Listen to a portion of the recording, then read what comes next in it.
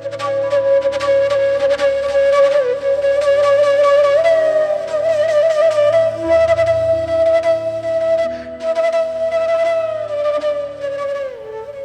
ശാന്തി. ഈ പ്രപഞ്ചത്തിലെ അതിവിശിഷ്ട സൃഷ്ടിയായിരിക്കുന്ന മനുഷ്യന് ഈശ്വരൻ്റെ ഏറ്റവും നല്ല വരദാനമാണ് മനസ്സ് എന്ന് പറയുന്നത്. മനുഷ്യൻ എന്ന് പറയുന്നത് തന്നെ മനനം ചെയ്യാൻ കഴിവുള്ളവൻ മനുഷ്യൻ എന്നാണ് അർത്ഥം. മനനം ചെയ്യുന്ന നമ്മുടെ വിശിഷ്ട സമ്മാനമായിരിക്കുന്ന മനസ്സോ സമയകാലങ്ങൾക്കുപരിയായി ഏത് കാലത്തിലേക്ക് വേണമെങ്കിൽ കൊണ്ടുപോവാൻ ഭൂതകാലത്തിൽ പോയിട്ട് ഒന്ന് ചിന്തിച്ച് നോക്കിയേ. കുട്ടിക്കാലത്ത് സ്കൂളിലേക്ക് പോകുമ്പോൾ മഴക്കാലത്ത് കുട വട്ടം തിരിച്ച് നമ്മുടെ കൂട്ടുകാരൻ്റെ കുടയിൽ കൊണ്ടുപോയി കുത്തുന്നത്, വെള്ളം കെട്ടിക്കിടക്കുന്ന വെള്ളത്തിൽ ചാടി വെള്ളം തെറിപ്പിച്ച് എല്ലായിടത്തേക്കും ചളിവെള്ളം തെറിപ്പിക്കുന്നത്, ചളിവെള്ളമൊന്നും തോന്നിയിട്ടില്ല, കുട ഓട്ടയാവുന്നൊന്നും തോന്നിയിട്ടില്ല. എത്ര മനോഹരമായിരിക്കുന്ന ദിവസങ്ങളായിരുന്നു അന്ന്. അപ്പൂപ്പൻ താടി പൊട്ടി വിരിഞ്ഞപ്പോൾ അതിലൊന്നിനെ പറത്തി വിട്ടു ഊതി പറപ്പിച്ച ശേഷം പിടിക്കാൻ പിന്നാലെ ഓടിയതായിട്ടുള്ള ദിവസങ്ങൾ. തുമ്പിയുടെ വാലിൽ നൂല് കെട്ടി തുമ്പിയെ കൊണ്ട് കല്ലെടുപ്പിക്കാൻ നോക്കിയ ദിവസങ്ങൾ. എത്ര രസമുള്ള ദിവസങ്ങളായിരുന്നു. ഞാൻ ഓർത്തു പോവും, അന്ന് മഴയിൽ കുതിച്ചു പായന്തായിരിക്കുന്ന ചളിവെള്ളത്തിൽ പേപ്പർ കൊണ്ട് ബോട്ടുണ്ടാക്കി ആ ബോട്ട് ഒന്നിന്ന് മറ്റൊന്നിലേക്ക് പോകുമ്പോൾ അതിൻ്റെ ഇറക്കങ്ങൾ, അതിൻ്റെ ചാട്ടം, അത് മറയുന്നത് നോക്കുന്നത്, സന്തോഷിക്കുന്നത്, തുള്ളിച്ചാടുന്നത്, എത്ര രസകരമായിട്ടുള്ള ബാല്യമാണല്ലേ. ഞാനിത് പറഞ്ഞപ്പോൾ നിങ്ങളുടെയും കുട്ടിക്കാലം നിങ്ങളുടെ മനസ്സിൽ ഓർമ്മ വന്നിട്ടുണ്ടാവും എന്നുള്ള കാര്യം എനിക്ക് ഉറപ്പാണ്. കുറച്ചു കാലം കൂടി അങ്ങോട്ട് കഴിയുമ്പോഴോ ഇനി ഒരു മുത്തശ്ശിയായി തീരുമ്പോൾ ഈ പല്ലൊക്കെ പൊഴിഞ്ഞു പോയി പകരം എന്തായാലും പല്ലില്ലാത്ത അവസ്ഥയൊന്നും വേണ്ട, നമുക്ക് വെപ്പ് പല്ലൊക്കെ കിട്ടും. എന്നാലും ബ്രഷ് ചെയ്യുന്ന സിസ്റ്റമൊക്കെ മാറുമല്ലോ. സിംഗിൾ പല്ലാണെങ്കിൽ സാധാരണ പോലെ ബ്രഷ് ചെയ്യായിരിക്കും. വെപ്പ് സെറ്റാണെങ്കിലോ അതിങ്ങനെ എടുത്ത് ബ്രഷ് ചെയ്യുന്നതായിട്ടുള്ള ദിവസം. അന്ന് നമ്മുടെ പേരക്കുട്ടി അടുത്ത് വന്നിട്ട് അയ്യേ മുത്തശ്ശിയുടെ പല്ല് ഇങ്ങനെയാണ് ബ്രഷ് ചെയ്യുക എന്ന് ചോദിക്കുന്ന ആ ദിവസം ഒന്ന് ഓർത്തു നോക്കിയേ. എന്ത് രസമായിരിക്കും ഒരു ചമ്മലോട് കൂടിയുള്ള ആ മോണ കാണിച്ചുള്ള ചിരി. ഞാനിതെല്ലാം പറഞ്ഞപ്പോൾ നിങ്ങളും കണ്ടില്ലേ നിങ്ങളുടെ വാർദ്ധക്യത്തിൻ്റെ അവസ്ഥ.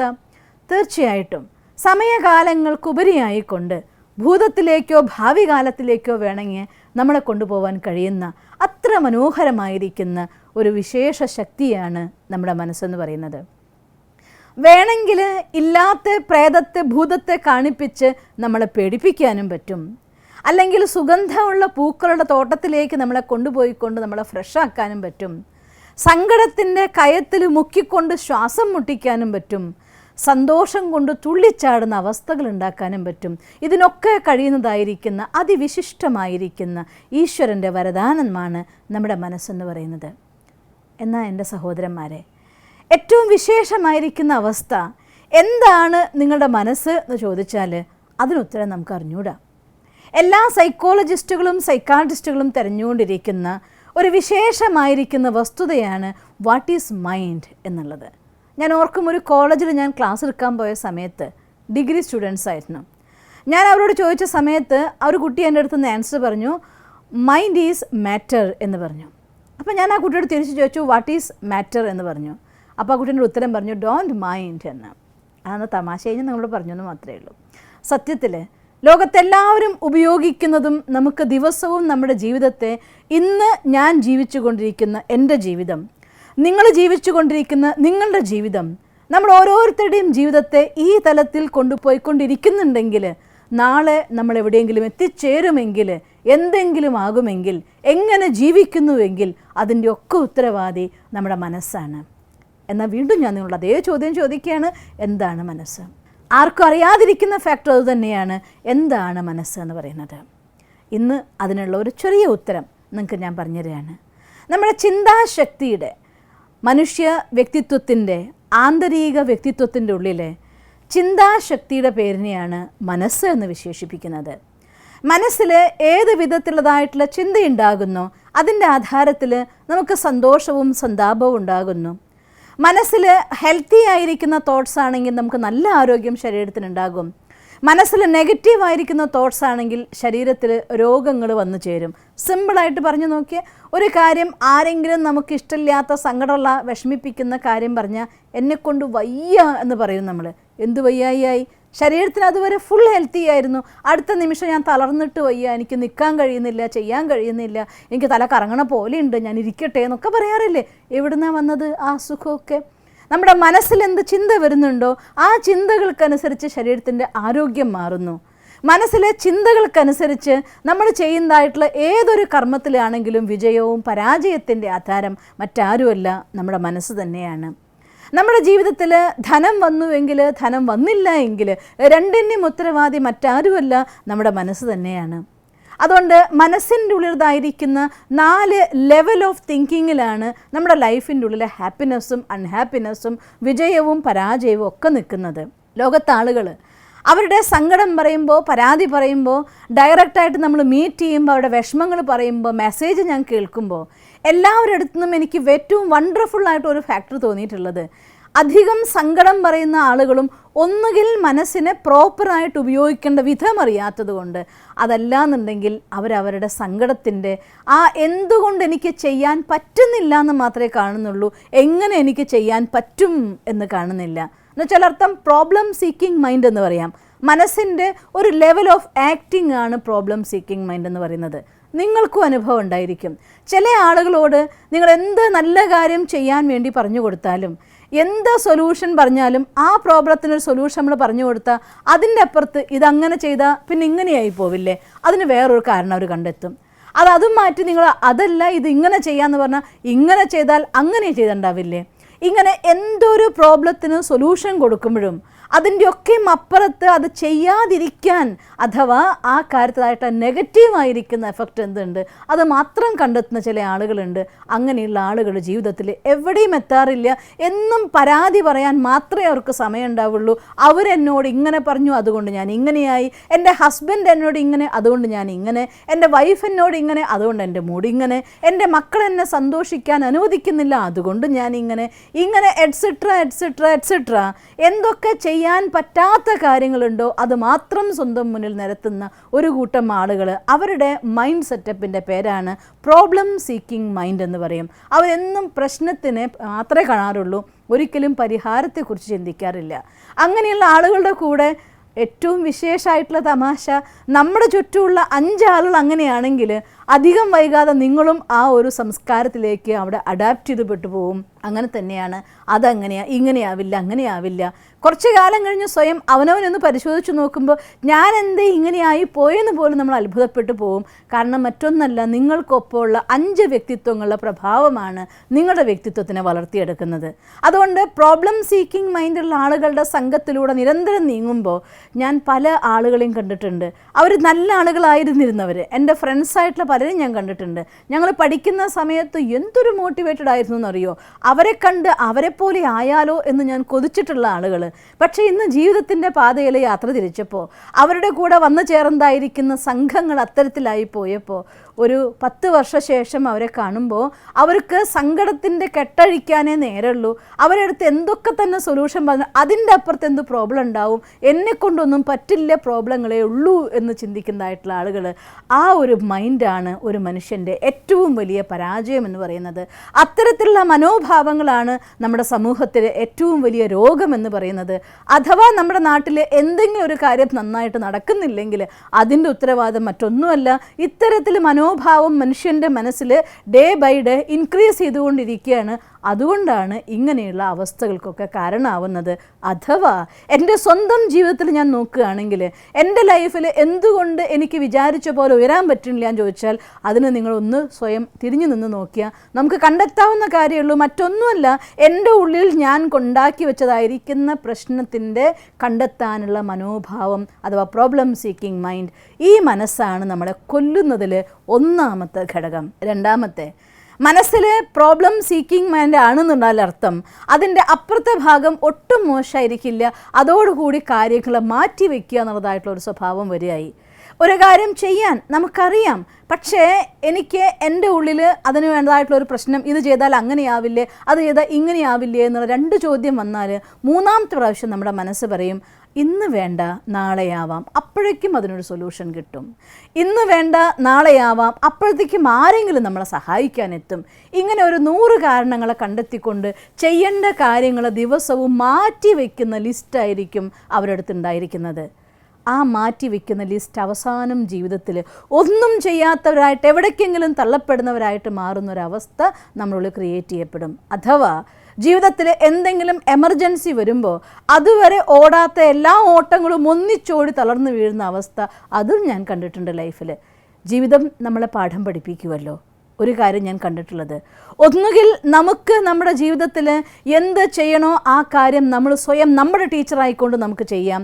അതല്ല എന്നുണ്ടെങ്കിൽ സമയം ടീച്ചറായിക്കൊണ്ട് നമ്മളെ കൊണ്ട് ചിലത് ചെയ്യിപ്പിക്കും. സമയം ടീച്ചറായിട്ട് ചെയ്യിപ്പിക്കുമ്പോൾ അത് കുറച്ച് വേദനയായിട്ട് മാറും. സ്വയം ടീച്ചറായിക്കൊണ്ട് അവനവൻ്റെ ഉള്ളിൽ മാറ്റങ്ങൾ കൊണ്ടുവരാൻ തയ്യാറായാൽ അത് നമുക്കുള്ള ഏറ്റവും വലിയ അനുഗ്രഹമാവുമെങ്കിൽ സമയം നമ്മളെ കൊണ്ട് മാറ്റിക്കുമ്പോൾ അത് നമുക്കുള്ള ഏറ്റവും വലിയ വേദനയുമാണ്. ഒന്ന് ആനന്ദമാണെങ്കിൽ മറ്റൊന്ന് അതിൻ്റെ നേരെ വിപരീതമായിട്ടുള്ള സന്താപമാണ്. അതുകൊണ്ട് സന്താപവും സന്തോഷവും നിശ്ചയിക്കുന്നത് കാര്യങ്ങൾ ഇന്ന് ചെയ്യേണ്ട നാളേക്ക് മാറ്റിവെക്കുക എന്നുള്ള സ്വഭാവമാണ്. ഞാൻ പല മഹാത്മാക്കളുടെയും വചനങ്ങൾ കേട്ടിട്ടുണ്ട്, നാളെ ചെയ്യേണ്ടത് ഇന്ന് ചെയ്യുന്നവൻ ഇന്ന് ചെയ്യേണ്ടത് ഇപ്പോൾ ചെയ്യുന്നതാണ് യഥാർത്ഥമായിരിക്കുന്ന ബുദ്ധിയെന്ന്. അതുകൊണ്ട് നമ്മുടെ മനസ്സിൻ്റെ ഉള്ളിൽ നിന്നുള്ളതായിട്ടുള്ള ചിന്തകളുടെ 2 നെഗറ്റീവ് ഫാക്ടേഴ്സാണ്, ഒന്ന് പ്രോബ്ലം സീക്കിംഗ്, മറ്റൊന്ന് പോസ്റ്റ്പോണ്ടിങ്. അതുകൊണ്ട് കാര്യത്തെ മാറ്റിവെക്കാൻ വേണ്ടി, ഇന്നിൽ നിന്ന് നാളത്തേക്ക് മാറ്റിവെക്കാൻ വേണ്ടി ആര് നിശ്ചയിക്കുന്നുണ്ടോ അവർ മനസ്സിലാക്കിക്കോളൂ, ജീവിതത്തിൽ വിജയം നിങ്ങളെ വിട്ട് ഓരോ ദിവസം കഴിയുന്തോറും ദൂരേക്ക് ദൂരേക്ക് ദൂരേക്ക് പോയിക്കൊണ്ടിരിക്കുകയാണ്. അല്ലാതെ അടുത്തു വരുന്ന ദിവസം നമുക്ക് ഉണ്ടാവുകയില്ല. അതുകൊണ്ട് മാറ്റണം എന്നുണ്ടെങ്കിൽ നമ്മുടെ മനസ്സ് എങ്ങനെയാണ് പ്രവർത്തിക്കുന്നത്, എന്തൊക്കെ അത് ചെയ്യും എന്ന് നമുക്ക് മനസ്സിലാക്കിയേ പറ്റൂ. നിങ്ങൾക്കറിയാം, ഒരു കൊച്ചു കുഞ്ഞിനെ ഹാൻഡിൽ ചെയ്യണമെങ്കിൽ അതിന് ഏറ്റവും നല്ല മെത്തേഡ് ആ കുട്ടി എന്താണ് അവൻ്റെ ഇഷ്ടം, എന്താണ് അവൻ്റെ അനിഷ്ടം എന്ന് മനസ്സിലാക്കിക്കൊണ്ട് അവന് ഇഷ്ടമുള്ള കാര്യം നമുക്ക് ചെയ്തു കൊടുക്കാനാകുമെങ്കിൽ കുട്ടികൾ നമ്മളെ വിട്ട് എവിടെയും പോവില്ല. എനിക്ക് ഇവർ മതി എന്ന് പറയുന്നത് കേൾക്കാം. നല്ലൊരു മിടുക്കിയായിട്ടുള്ള അമ്മയാണെങ്കിൽ കുട്ടി കത്തി കൊണ്ട് കളിക്കുന്നത് കണ്ടാൽ ആ കുട്ടിയുടെ കയ്യിൽ നിന്ന് കത്തി പിടിച്ച് വാങ്ങാനല്ല ശ്രമിക്കുക, കുട്ടിക്ക് ഏറ്റവും ഇഷ്ടമുള്ളതായിട്ടുള്ള കളിപ്പാട്ടം എടുത്ത് കുട്ടിയെടുത്ത് കിലുക്കി കാണിക്കും. ആ കളിപ്പാട്ടം കണ്ടു കഴിയുമ്പോൾ കുട്ടി ഈ കത്തി സൈഡിലിട്ട് ആ കളിപ്പാട്ടം വാങ്ങും. അതോടെ കത്തി നമുക്ക് മാറ്റി വയ്ക്കാൻ പറ്റും. സ്വന്തം മനസ്സിനെ ഒരു കൊച്ചു കുഞ്ഞിനെ പോലെ കണ്ടുകൊണ്ട് ആ കുഞ്ഞിനെ മനസ്സിലാക്കുന്ന അതേ ലാഘവത്തോടെ സ്വന്തം മനസ്സിനെ മനസ്സിലാക്കിക്കൊണ്ട് നമുക്ക് മാറ്റാൻ സാധിച്ചാൽ തീർച്ചയായിട്ടും മനസ്സിൻ്റെ ഈ പ്രോബ്ലം സീക്കിംഗ് മൈൻഡിൽ നിന്ന് പോസിബിലിറ്റി മൈൻഡിലേക്ക് നമുക്ക് മാറ്റാനായിട്ട് സാധിക്കും. ഒന്നാമത്തെ കാര്യം, നമ്മുടെ മനസ്സ് മുഖ്യമായിട്ട് 4 ചിന്താധാരകളിലൂടെ പോവുകയാണ്. Positive, negative, waste and necessary thoughts എന്ന് പറയും. ഈ 4 ചിന്തകളിൽ പോസിറ്റീവ് തോട്ട് ഉണ്ടാക്കാനാണ് നമ്മളെ സഹായിക്കുന്നതായിട്ടുള്ള ഒന്നുകൂടെ ഞാൻ വിശകലനം ചെയ്ത് പറഞ്ഞുതരാം നിങ്ങൾക്ക്. പോസിറ്റീവ് തോട്ട്സ് എന്ന് വെച്ചാൽ എന്താണ്? മനസ്സിൻ്റെ ഉള്ളിൽ നമുക്ക് ഉന്മേഷവും ഉത്സാഹവും തരുന്ന ഗുണത്തിൻ്റെ ആധാരത്തിൽ ബേസ് ചെയ്ത തോട്ട്സ് എന്താണോ അത് നമ്മൾ പറയുന്ന പേരാണ് പോസിറ്റീവ് തോട്ട്സ് എന്ന് പറയുന്നത്. നമ്മുടെ ഉന്മേഷവും ഉത്സാഹവും ഇല്ലാതാക്കുന്ന ആ വില്ലനായിരിക്കുന്ന ചിന്ത എന്തോ അതിൻ്റെ പേരാണ് നെഗറ്റീവ് തോട്ട്സ് എന്ന് പറയുന്നത്. നിങ്ങളാരും അറിയാതെ നിങ്ങളുടെ വീട്ടിൽ കടന്നുകൂടിയ ഒരു കുടുംബമുണ്ട്. അത് നിങ്ങൾക്കറിയുമോ എന്ന് എനിക്കറിയില്ല. എന്തായാലും ഞാൻ അവരെ നിങ്ങൾക്കൊന്ന് പരിചയപ്പെടുത്തണമെന്ന് ആഗ്രഹിക്കുകയാണ്. മിസ്റ്റർ ജാലും മിസ് അണ്ടർസ്റ്റാൻഡിങ്ങും. ഈ മിസ്റ്റർ ജാൽ എന്ന് വെച്ചാൽ അർത്ഥം J for jealousy, H for hatred, A for anger and L for leg pulling, കാലുവലി. ഒരാൾ മുന്നോട്ട് പോകുമ്പോൾ അസൂയ കൊണ്ട് മറ്റാൾ കാല് പിടിച്ച് വലിക്കുന്ന ലോകം. അതുകൊണ്ട് ഈ മിസ്റ്റർ ജാലിൻ്റെ അതുപോലെ വൈഫിൻ്റെ പേരാണ് മിസ് അണ്ടർസ്റ്റാൻഡിങ്. കാര്യങ്ങളിൽ തെറ്റിദ്ധാരണ. എവിടെയാണോ അസൂയ നമ്മുടെ മനസ്സിൽ കടന്നുകൂടുന്നത്, ഏത് മനസ്സിനെയാണോ ക്രോധം കീഴ്പ്പെടുത്തുന്നത്, ഏത് മനസ്സിൻ്റെ ഉള്ളിലാണോ അഹങ്കാരം കത്തിജ്വലിക്കുന്നത്, ഏത് മനസ്സിൻ്റെ ഉള്ളിലാണോ മറ്റുള്ളവരോടതായിട്ടുള്ള അസൂയയും അതുപോലെ വിദ്വേഷവും വെറുപ്പും ജനിക്കുന്നത്, അവരുടെ മനസ്സിൽ തീർച്ചയായിട്ടും അവരുടെ വൈഫ് കയറിയിരുന്നിരിക്കും. വേണ്ടതിനും വേണ്ടാത്തതിനൊക്കെ തന്നെ തെറ്റിദ്ധാരണകളെ ഉണ്ടാവുള്ളൂ.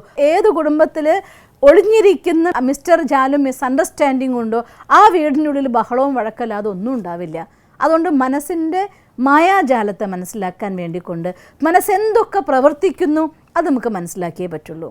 മുഖ്യമായിട്ടും മനസ്സ് ചെയ്യുന്ന ഒന്നാമത്തെ പ്രക്രിയയാണ് തിങ്സ്, ചിന്തിക്കുക എന്നുള്ളത്. കാരണേ നിങ്ങൾ ഉറങ്ങുമ്പോൾ പോലും നമ്മുടെ മനസ്സ് ചിന്തിച്ചുകൊണ്ടിരിക്കുക. അല്ലെങ്കിൽ നമ്മൾ സ്വപ്നം കാണും തോന്നുന്നുണ്ടോ? സ്വപ്നം കാണുന്നതിലൂടെ ഉറങ്ങുമ്പോഴും ചിന്തിക്കുന്നു. Conscious mind and subconscious mind. വിശദമായിട്ടുള്ള ക്ലാസ്സുകൾ നമുക്ക് പിന്നെ പഠിക്കാം. എന്താണ് സബ് കോൺഷ്യസ് മൈൻഡ്, എന്താണ് കോൺഷ്യസ് മൈൻഡ്, സബ് കോൺഷ്യസ് മൈൻഡും കോൺഷ്യസ് മൈൻഡും നമ്മൾ എങ്ങനെ റിലേറ്റ് ചെയ്യുന്നു, സബ് കോൺഷ്യസ് മൈൻഡ് എങ്ങനെ നമ്മൾ പ്രോഗ്രാം ചെയ്ത് ലൈഫിലെല്ലാം നേടിയെടുക്കുന്നു, അതൊക്കെ നമുക്ക് പിന്നെ കാണാം. എന്തായാലും ഈ രണ്ട് തലങ്ങളിലും ചിന്തകൾ എല്ലാ സമയത്തും നടന്നുകൊണ്ടിരിക്കുകയാണ്. ചിന്തയില്ലാത്തൊരു നിമിഷം മനസ്സിനില്ല. കടലിൽ അലയില്ലാത്തൊരു സമയമില്ലാത്തതുപോലെ നമ്മുടെ മനസ്സിൽ ചിന്തകളില്ലാത്ത ഒരു സമയവും ഉണ്ടായിരിക്കില്ല. ഒന്നാമത്തെ ആക്ഷൻ എന്ന് പറയുന്നത് ചിന്തയാണ്. ചിന്തകൾ, ഏത് ടൈപ്പ് ചിന്തകൾ എത്ര തവണ നമ്മളുള്ള റിപ്പീറ്റ് ചെയ്തു വരുന്നോ അതനുസരിച്ച് അത് ഫീൽ ചെയ്യാൻ, അനുഭൂതികൾ തരാനായിട്ട് തുടങ്ങും. അനുഭൂതികളുടെ ആധാരത്തിൽ നിങ്ങൾ ചിത്രങ്ങളെ ക്രിയേറ്റ് ചെയ്യും. എന്ന് വെച്ചാൽ നമുക്ക് നല്ല തണുപ്പ് വരുമ്പോൾ, ഉദാഹരണത്തിന് നല്ലൊരു തണുപ്പ് വന്ന് നമ്മൾ വിചാരിച്ചു പോകും, എന്തത്ര തണുപ്പ് വരുന്നു, ഇവിടെ എ സി ഇട്ട പോലെയുണ്ട്, പറയാറില്ലേ നമ്മൾ.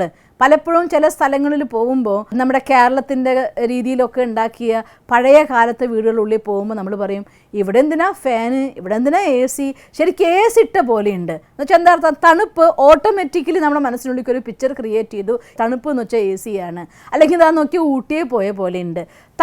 തണുപ്പ് അനുഭവിച്ച തണുപ്പുള്ളതായിരിക്കുന്ന പല ചിത്രങ്ങളും നമ്മൾ പലയിടത്തുമായിട്ട് നമ്മുടെ മെമ്മറിയിൽ റെക്കോർഡ് ചെയ്തിട്ടുണ്ട്. ഓട്ടോമാറ്റിക്കലി അനുഭൂതി വേറൊരു ചിത്രം ക്രിയേറ്റ് ചെയ്യുകയാണ്. ഇത്തരത്തിൽ റെക്കോർഡ് ചെയ്ത് പെട്ടുപോയതായിട്ടുള്ള പല ചിത്രങ്ങളുമുണ്ട്. അതനുസരിച്ച് ജീവിതത്തിൽ ഓരോരോ സന്ദർഭങ്ങളിൽ ഓരോരോ ക്രിയേറ്റിവിറ്റീനെ അഥവാ ക്രിയാത്മകമായിട്ടുള്ള ചിത്രങ്ങളെ മനസ്സുണ്ടാക്കുന്നു. അതുകൊണ്ടാണ് ഇരുട്ടിനെ മനുഷ്യൻ പേടിക്കുന്നു, അല്ലെങ്കിൽ അറിയാത്തൊരു കാര്യം ചെയ്യാൻ പറയുമ്പോൾ നമ്മൾ പേടിക്കുന്നു. ഇതിൻ്റെ പിന്നിലൊക്കെ നമ്മുടെ ചിന്തകളും അനുഭൂതിയും ഉണ്ടാക്കുന്നതായിരിക്കുന്ന ഘടകങ്ങളാണ്. ഏത് ടൈപ്പ് ചിന്തകൾ മനസ്സിലുണ്ടായിട്ടുണ്ടോ, നിരന്തരമായ ടൈപ്പ് ഓഫ് തോട്ട്സ് ഒഴുകുന്ന സമയത്തുണ്ടാകുന്ന അനുഭൂതി, അതിൻ്റെ ആധാരത്തിൽ ക്രിയേറ്റ് ചെയ്യുന്നതായിട്ടുള്ള ചിത്രങ്ങൾ, ആ ചിത്രങ്ങളുടെ ആധാരത്തിലാണ് നമ്മുടെ ഓർമ്മശക്തിയും അതുപോലെ തന്നെ റിയലൈസേഷൻ പവറും തിരിച്ചറിയാനുള്ള ശക്തിയും പ്രവർത്തിക്കുന്നത്.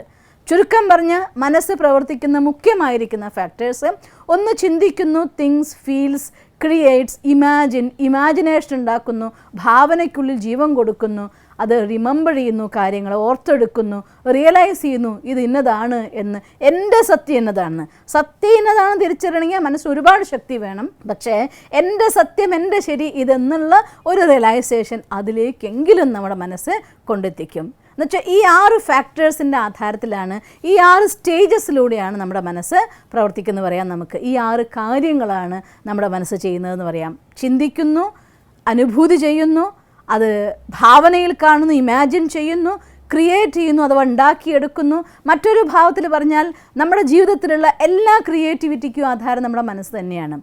കുറച്ചും കൂടെ ആഴത്തിൽ നമുക്ക് മനസ്സിനെ മനസ്സിലാക്കിയെടുക്കാനോ കഴിയുമെങ്കിൽ നമ്മുടെ ഉപബോധ മനസ്സുകളുടെ പ്രവർത്തന ശൈലിയും അതിൻ്റെ രീതിയും എന്തെന്ന് ക്ലിയറായി നമുക്ക് പഠിക്കാൻ പറ്റിയ, ജീവിതത്തിൽ നമുക്ക് എന്തൊരു പ്രശ്നത്തിനുള്ള സൊല്യൂഷനും മറ്റെവിടെയും പോയി തരേണ്ട കാര്യമില്ല, അത് നമ്മുടെ ഉള്ളിൽ നിന്ന് തന്നെയാണ് വരുന്നത്. ഒരു ഉത്തമ ഉദാഹരണം നിങ്ങൾക്ക് പറഞ്ഞുതരാം. നമ്മുടെ ലൈഫിൽ ഒരു പ്രോബ്ലം ഉണ്ടായിക്കഴിഞ്ഞാൽ ആ പ്രോബ്ലം വരുമ്പോൾ മനുഷ്യന്മാർ സങ്കടപ്പെടുന്നു, നിരാശയാവുന്നു. ഞാൻ ആ സിറ്റുവേഷനിലായതുകൊണ്ട് അങ്ങനെ പ്രവർത്തിച്ചു പോയി എന്നൊക്കെ ഉത്തരം പറയുന്നു. വാസ്തവത്തിൽ നിങ്ങളൊന്ന് ചിന്തിച്ചു നോക്കിയേ, ഇതേ ഒരു പ്രോബ്ലം നിങ്ങളുടെ കൂട്ടുകാരനാണ് വരുന്നതെങ്കിൽ നിങ്ങളെക്കാൾ നല്ല ഒരു കൗൺസിലർ ഉണ്ടാകില്ല, നിങ്ങളെക്കാൾ നല്ലൊരു അഡ്വൈസറും ഉണ്ടാവില്ല. എന്തുകൊണ്ടാണ്? പ്രോബ്ലത്തിന് ഉത്തരം നിങ്ങളുടെ മനസ്സിൻ്റെ ഉള്ളിലുണ്ട്. പക്ഷേ നിങ്ങൾ ഇരിക്കുന്നത് ആ പ്രോബ്ലം എന്ന കസേരയിലാണെങ്കിൽ, നിങ്ങളിപ്പോൾ ഇത് കസേര ഇരുന്നിട്ടാണ് ഈ കാര്യം ക്ലാസ് കേട്ടുകൊണ്ടിരിക്കുന്നതെങ്കിൽ ഒന്ന് ആ കസേര 2 കൈ കൊണ്ടൊന്ന് മുറുക്കെ പിടിച്ച് സങ്കല്പിച്ച് നോക്കിയേ നിങ്ങൾ ആ കസേരയിൽ ഒട്ടിപ്പോയതായിട്ട്. ഇനി ആ കസേരയും കൊണ്ട് ഈ ഹാളിൽ നിന്ന് പുറത്ത് കിടക്കാൻ നോക്കിയേ, മാക്സിമം അതിൻ്റെ സ്റ്റെപ്പ് വരെ നിങ്ങൾ പോവുമായിരിക്കും. സ്റ്റെപ്പ് എത്തിയാൽ വീഴുന്ന ഉറപ്പാണ്. എന്തുകൊണ്ടാണെന്നറിയോ? നിങ്ങൾ കസേരയിൽ ഒട്ടിപ്പോയത് കൊണ്ടാണ്. ജീവിതത്തിലെ സാഹചര്യങ്ങളാകുന്ന കസേരയിൽ നമ്മൾ ഒട്ടിപ്പോകുന്ന സമയത്ത് നമുക്ക് സൊല്യൂഷൻ കണ്ടെത്താൻ പറ്റില്ല. ചേഞ്ച് എന്ന സ്റ്റെപ്പ് വരുന്നിടത്ത് വീണു പോവുകയുള്ളൂ. അതേസമയം ജീവിതത്തിൽ നിന്ന് ആ കസേരയിൽ നിന്ന് എഴുന്നേറ്റ് നിങ്ങൾക്ക് നോക്കാൻ പഠിച്ചാൽ നിങ്ങൾക്ക് അതിനുള്ള ഉത്തരം നമ്മുടെ ഉള്ളിൽ തന്നെ ഉണ്ടായിരിക്കും. അതായത് ഓരോരുത്തരുടെ മനസ്സിനും അതിനുള്ള വ്യക്തമായിരിക്കുന്ന സൊല്യൂഷൻ ഉണ്ട്. പക്ഷേ നിങ്ങൾ ആ ഒരു സിറ്റുവേഷൻ എന്ന കസേരയിൽ നിന്ന് എഴുന്നേറ്റ് നിന്ന് നോക്കാൻ പഠിക്കണമെന്ന് മാത്രം. ഉണ്ട് എന്നതിൻ്റെ പ്രൂഫാണ് നിങ്ങളുടെ കൂട്ടുകാരന് വരുന്ന പ്രശ്നത്തിന് ഏറ്റവും നല്ല സൊല്യൂഷൻ നിങ്ങൾക്ക് കൊടുക്കാൻ പറ്റുന്നത് വേറെ മനസ്സല്ല വരുന്നത്, നമ്മുടെ മനസ്സ് തന്നെയാണ് വരുന്നത്. നമ്മുടെ എല്ലാവരുടെ മനസ്സിൻ്റെ ഉള്ളിലും പ്രോബ്ലത്തിനുള്ളതായിട്ടുള്ള സൊല്യൂഷൻ ഉണ്ട്. പക്ഷേ ആ കസേരയിൽ നിന്ന് എഴുന്നേറ്റ് നിന്ന് നോക്കാൻ പഠിക്കണം. എങ്ങനെയാണ് കസേര എഴുന്നേറ്റ് നോക്കാൻ പറ്റുക? നമുക്ക് അതിനെന്താ പോം വഴി? നമ്മൾ കാണും തുടർച്ചയായിട്ടുള്ള യാത്രയിൽ. അതുകൊണ്ട് മനസ്സിൻ്റെ ഉള്ളിൽ ആ ഒരു പോസിബിലിറ്റി മൈൻഡിനെ ക്രിയേറ്റ് ചെയ്യാൻ പറ്റിയാൽ, എന്താണോ എനിക്ക് ചെയ്യേണ്ടത്, ഏത് രീതിയിലൊക്കെയാണോ എൻ്റെ ലൈഫിൽ എന്തൊരു സിറ്റുവേഷൻ വന്നാലും, എത്ര മഹാത്മാക്കളുടെ ജീവിതം നമ്മുടെ മുന്നിൽ മാതൃകയായിട്ടുണ്ട്. അരുണിമ സിൻഹ ഒന്ന് ഓർത്ത് നോക്കിയേ, വേറൊരു കാലഘട്ടത്തിലൊന്നുമല്ലല്ലോ ജീവിക്കുന്നത്. ഇന്ന് നമ്മുടെ കൂടെ ഈ ലോകത്ത് ജീവിക്കുന്ന ഒരു പെൺകുട്ടി ഏതാനും തെമ്മാടികൾ ട്രെയിനിൽ നിന്ന് പുറത്തേക്ക് എറിയപ്പെട്ടപ്പോൾ മറ്റൊരു ട്രെയിൻ പോയി ഇടിച്ച് കാല് മുറിഞ്ഞ് ട്രെയിനിൻ്റെ 2 പാളത്തിൻ്റെ ഇടയിൽ കിടന്ന് ജീവൻ മരണമായിട്ട് പോരാടുമ്പോൾ, രാത്രിയിൽ എലികൾ വന്ന് കാല് കരളുന്ന അവസ്ഥ അനുഭവിച്ചു കൊണ്ട് കിടക്കുന്ന ഒരു പെൺകുട്ടി ആരൊക്കെയോ രക്ഷിച്ചു കൊണ്ടുപോയ ഒരു ഗ്രാമത്തിൽ ഹോസ്പിറ്റലിലെത്തി.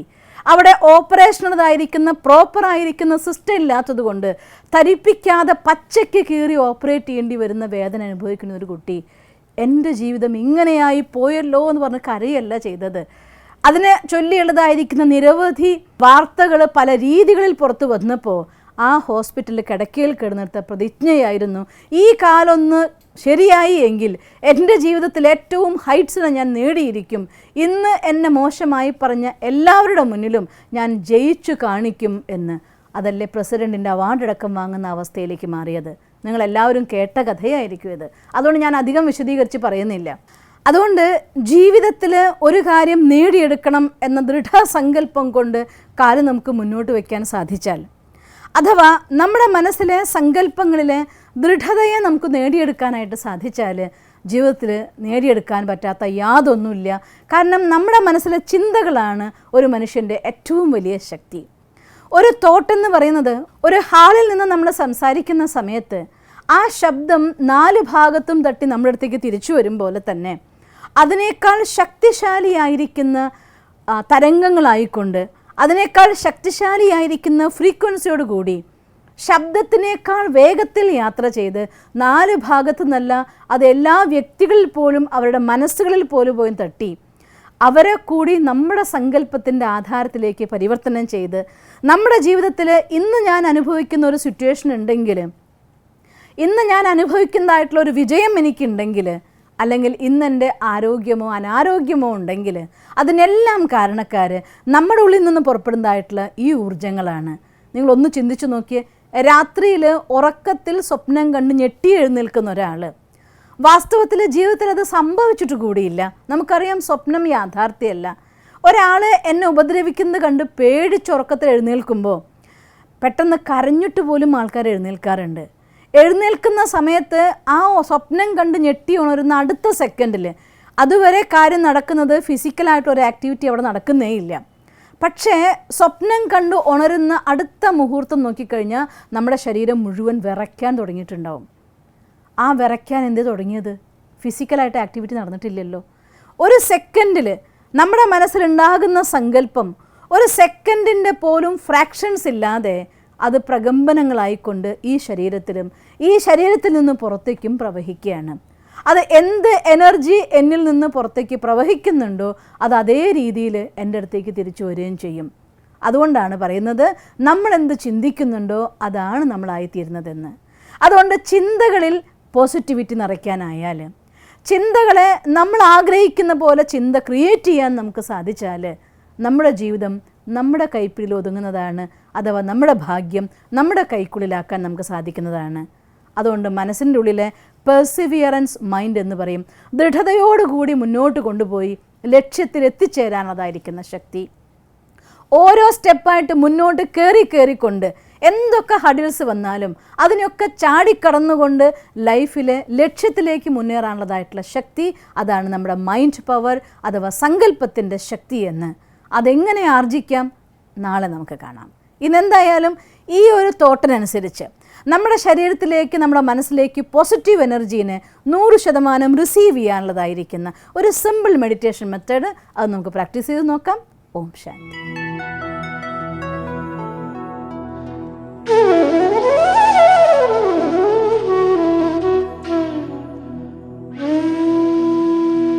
ഓം ശാന്തി.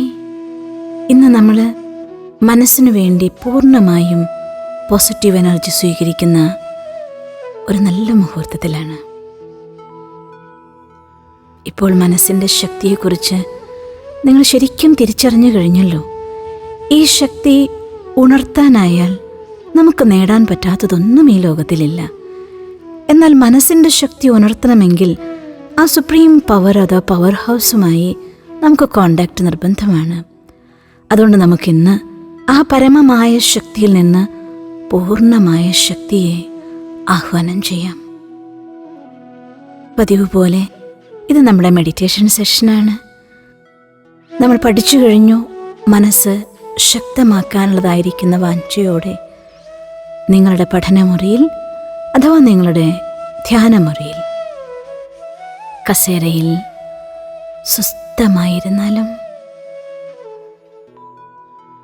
പുറത്തെ ശബ്ദങ്ങൾ പരമാവധി കേൾക്കാത്ത ഒരു സ്ഥാനം തിരഞ്ഞെടുക്കാൻ ഇന്നും ശ്രദ്ധിക്കുമല്ലോ.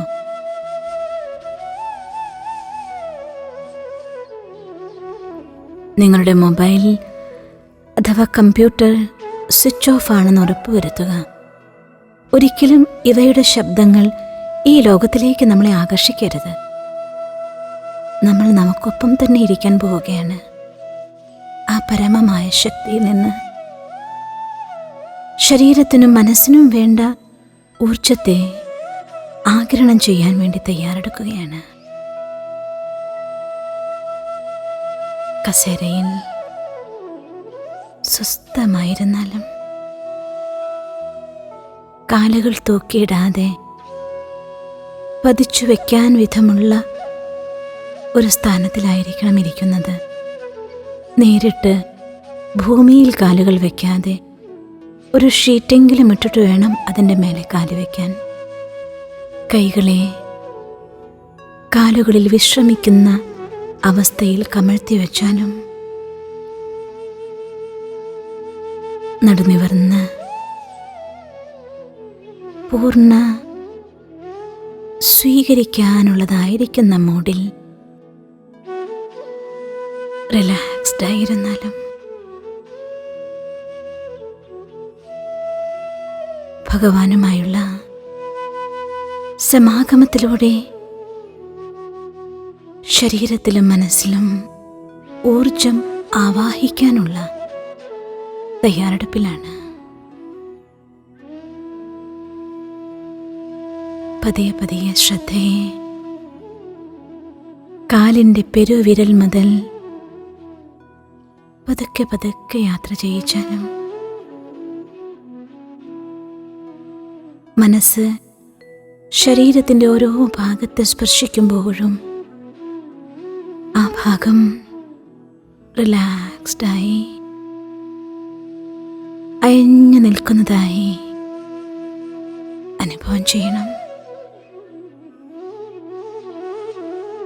പെരുവിരലിൽ നിന്നും കാൽപാദങ്ങളിലേക്ക് കാൽമുട്ടോളം വരെയുള്ള ഭാഗം, രണ്ട് കാലുകളും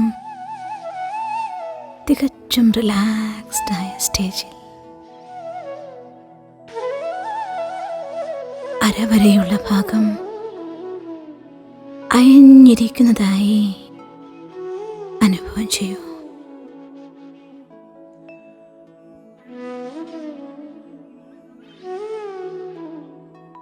പതിയെ പതിയെ ശ്രദ്ധയെ നട്ടലിലൂടെ പായിച്ച് കൈവിരലുകൾ വരെയുള്ള ഭാഗത്തിലൂടെ കടത്തിക്കൊണ്ടുപോയാലും വയറുഭാഗം, നെഞ്ചുഭാഗം, തോൾഭാഗം, രണ്ട് കൈകളുടെയും വിരലറ്റം വരെ റിലാക്സ്ഡ്.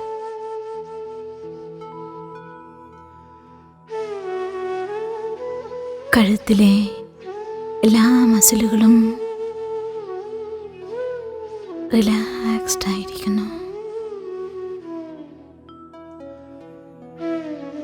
തലയും മുഖത്തെ പേശികളുമെല്ലാം തന്നെ തികച്ചും ശാന്തമായ അയഞ്ഞിരിക്കുന്ന അവസ്ഥയിൽ പതിയെ പതിയെ ശ്രദ്ധയെ ശ്വാസത്തിലേക്ക് കൊണ്ടുവന്നാലും അകത്തേക്കെടുക്കുമ്പോൾ ഒരു വെള്ളി വെളിച്ചം ഉള്ളിലേക്ക് ആകർഷിക്കുന്നതായി സങ്കല്പിച്ചാൽ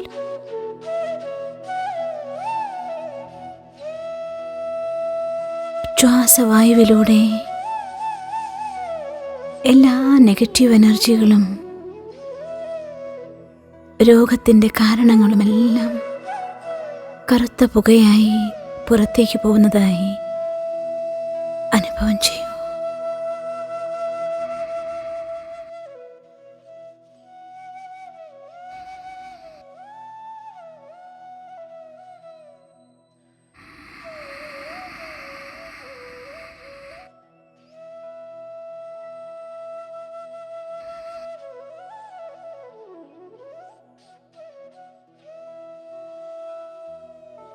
പതിയെ പതിയെ ഈ വെള്ളി വെളിച്ചം ശരീരമാകെ വ്യാപിക്കുകയാണ്. ഓരോ കോശങ്ങൾ പോലും ശുദ്ധമായിരിക്കുന്നു.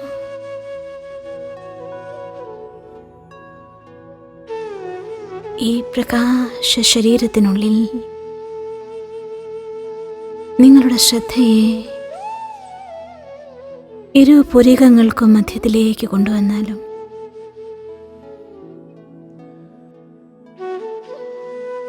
ഭ്രൂമധ്യത്തിൽ പൊട്ടുതൊടുന്ന സ്ഥാനത്ത് ഈ പ്രകാശ ശരീരത്തിൻ്റെ തീക്ഷ്ണമായ പ്രകാശ കണം പോലെ ആ ചൈതന്യ ശക്തിയായ ഞാൻ പ്രകാശിക്കുകയാണ്.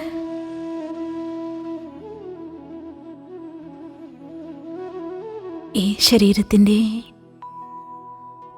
അധികാരിയായ ഞാനാണ് ആജ്ഞാചക്രത്തിലിരുന്ന് ഈ ശരീരത്തിലൂടെ എല്ലാ കർമ്മങ്ങളും ചെയ്യിക്കുന്നത്. ഞാൻ ചെയ്യുകയല്ല, ചെയ്യിപ്പിക്കുകയാണ്. എൻ്റെ സങ്കല്പത്തിന് ആധാരത്തിലാണ് ഈ ശരീരം പ്രവർത്തിക്കുന്നത്. ഞാനെന്ന സചേതന ശക്തി, the being, the real power, ഞാനാണ് ആ പ്രകാശമായ ശരീരത്തിന് അധികാരി.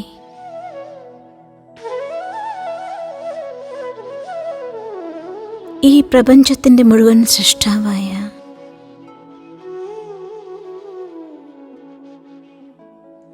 മുഴുവൻ പ്രപഞ്ചത്തിനും ആധാരമായ സർവർക്കും നന്മ മാത്രം ചെയ്യുന്ന നന്മയുടെ പ്രകാശമായ ഏതോ പേരിട്ട് വിളിച്ചാലും അതിലൂടെ എല്ലാം നമ്മളെ സഹായിക്കുന്ന ആ പരമമായ ശക്തി ഒരു ദിവ്യ നക്ഷത്രം പോലെ എൻ്റെ മുന്നിൽ പ്രത്യക്ഷനായിരിക്കുന്നു.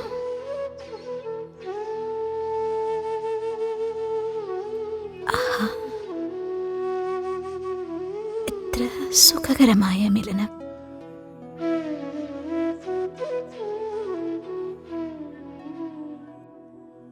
രചയിതാവായ സർവാധികാരിയായ ഈശ്വരനും രചനയായ ഞാനും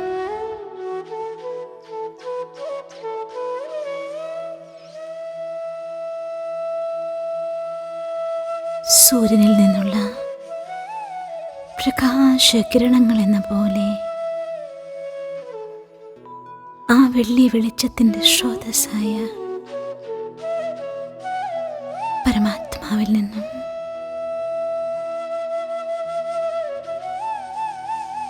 സർവശക്തനായ ഈശ്വരനിൽ നിന്നും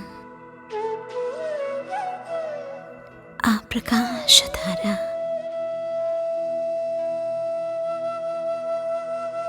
സചേതന നക്ഷത്രമായ എന്നിൽ നിറഞ്ഞ് എൻ്റെ പ്രകാശ ശരീരം മുഴുവൻ വ്യാപിക്കുകയാണ്.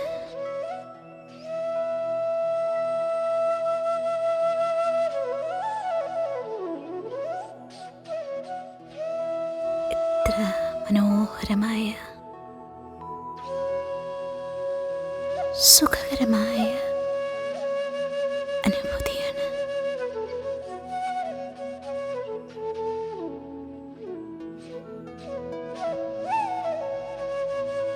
എൻ്റെ മനസ്സും ശരീരവുമെല്ലാം തന്നെ ശുദ്ധമായ ഊർജത്താൽ പ്രകമ്പനം കൊള്ളുകയാണ്.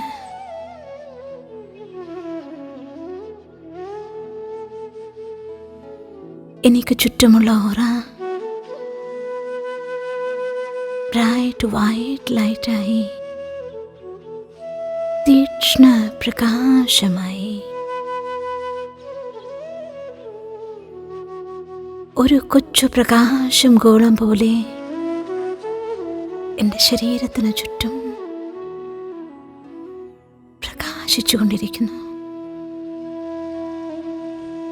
യെസ്, ഞാനിപ്പോൾ തികച്ചും ശക്തിശാലിയാണ്. എൻ്റെ എല്ലാ നെഗറ്റീവ് ചിന്തകളെയും എല്ലാ നെഗറ്റീവായ കാര്യങ്ങളെയും ഞാൻ സദാകാലത്തേക്ക് ഗുഡ് ബൈ പറഞ്ഞിരിക്കുന്നു. ഞാൻ 100% പോസിറ്റീവ് മാത്രമാണ്. 100% ശക്തിശാലിയാണ്. 100% ഉന്മേഷവും ഉത്സാഹവും നിറഞ്ഞവനാണ്. എൻ്റെ സങ്കല്പങ്ങൾ എൻ്റെ നിയന്ത്രണത്തിലാണ്. എൻ്റെ മനസ്സ് എൻ്റെ നിയന്ത്രണത്തിലാണ്. ഞാനെന്ന സചേതന ശക്തി ഈ സൃഷ്ടി നാടകത്തിലെ എൻ്റെ ജീവിതം കൊണ്ട് തീർച്ചയായും എൻ്റെ എല്ലാ സ്വപ്നങ്ങളെയും സ്വന്തമാക്കുക തന്നെ ചെയ്യും. അതിനുള്ള പൂർണ്ണമായ ഊർജം ഞാൻ നേടിയിരിക്കുന്നു. ഞാൻ തികച്ചും ശക്തിശാലിയാണ്. എന്തൊരു സന്തോഷമാണ് എൻ്റെ മനസ്സിൽ നിറയുന്നത്. എന്തൊരു ഊർജമാണ് എനിക്ക് അനുഭവമാകുന്നത്. ഇന്ന് ഈ ലോകം മുഴുവൻ കീഴടക്കാൻ വിധമുള്ള ഊർജം ഞാൻ നേടിയിരിക്കുന്നു. ഇനി ഒരു പ്രതിബന്ധത്തിനും എന്നെ തടയാനാവില്ല. ഞാൻ തികച്ചും ശക്തിശാലിയാണ്. I am the most powerful, I am the most successful, I am the most wonderful being. Thanks God, thanks God, thanks the universe. ഓം ശാന്തി, ശാന്തി, ശാന്തി. ഈ എനർജറ്റിക്കായ അവസ്ഥയിൽ നിങ്ങളിവിടെ നിങ്ങളുടെ മെഡിറ്റേഷൻ നിർത്തുക മാത്രം ചെയ്യരുത്. ഉടനെ തന്നെ എന്തെങ്കിലും ഒരു പേപ്പറും പെന്നും എടുത്തുകൊണ്ട് ഇന്ന് നമുക്ക് എന്തെല്ലാം കാര്യങ്ങൾ ചെയ്തു തീർക്കാനുണ്ടോ അതിൻ്റെ എല്ലാം ലിസ്റ്റ് ചെയ്യണം. ആരെ മീറ്റ് ചെയ്യണമെങ്കിൽ അവരെ മീറ്റ് ചെയ്യേണ്ടതായിട്ടുള്ള ആളുകളെ ഓർമ്മിച്ച് നോട്ട് ചെയ്യണം. അല്ലെങ്കിൽ ചെയ്തു തീർക്കാനുള്ളതായിട്ടുള്ള പ്രൊജക്റ്റുകൾ ഉണ്ടെങ്കിൽ അതിലേക്ക് നിങ്ങൾ എന്തെല്ലാം കാര്യങ്ങൾ ചെയ്യേണ്ടതുണ്ടോ അതിന് ചെയ്തിരിക്കണം. ഈ ഉന്മേഷവും ഉത്സാഹവും ഒട്ടും കുറയാതെ ഈ സന്തോഷം നിറഞ്ഞ അവസ്ഥയിൽ നിങ്ങളിന്ന് നിങ്ങളുടെ ആഹാരം കഴിക്കണം. ആരെ കാണുമ്പോഴും ഇന്ന് ഞാൻ നിറച്ചു സന്തോഷവാനാണ്, അതുകൊണ്ട് ഇവർക്കും ഞാൻ ഹാപ്പിനെസ് തന്നെ വൈബ്രേറ്റ് ചെയ്യും, ഇവർക്ക് ഞാൻ ഇന്ന് ഹാപ്പിനെസ്സിന് ഗിഫ്റ്റായി കൊടുക്കും. ഈ രീതിയിൽ നിങ്ങളുടെ എല്ലാ സമയത്തും ഇന്നത്തെ ദിവസം മുഴുവൻ പൂർണ്ണമായി ശ്രദ്ധിക്കണം. 100% പോസിറ്റീവാണ് നമ്മൾ. ഇന്ന് യാതൊരു നെഗറ്റീവിനും നമ്മളെ ഒന്നും ചെയ്യാനാവില്ല. 100% പോസിറ്റിവിറ്റി. ആര് ദേഷ്യപ്പെട്ടാലും അവർക്കും ഹാപ്പിനെസ്, ആര് അപമാനിച്ചാലും അവർക്കും ഹാപ്പിനെസ്, ആര് നിങ്ങളെ വിമർശിച്ചാലും അവരോടും happiness. Always happiness. Be happy. Have a great day. ഓം ശാന്തി.